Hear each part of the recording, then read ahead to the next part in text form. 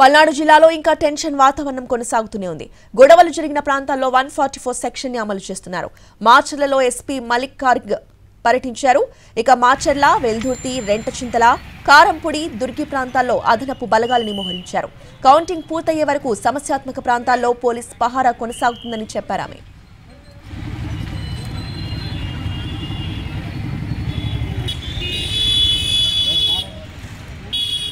పల్నాడు జిల్లాలోని సమస్యాత్మక ప్రాంతాల్లో 8వ రోజు కూడా షాపులను మూయించేశారు పోలీసులు.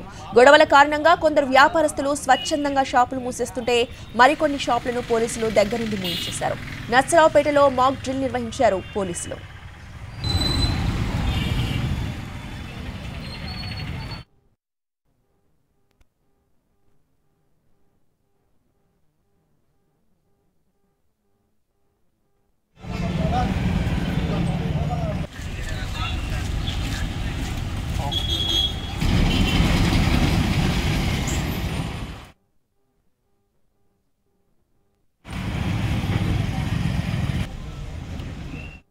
మనుషులకి బైండ్ ఓవర్ థౌజండ్స్ ఆఫ్ నంబర్లో చేయడం జరిగింది.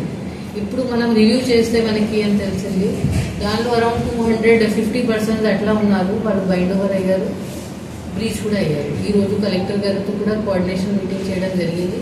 ఇప్పుడు వీళ్ళందరిది కి నోటీస్ వెళ్తుంది.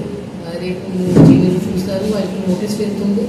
వాళ్ళు డబ్బు ఫర్ఫిట్ చేయాలి. అది కొంతమంది 1 lakh, కొంతమంది 2 lakh, వాళ్ళ గ్రావిటీ బట్టి MROs చేశారు బైండ్ ఓవర్.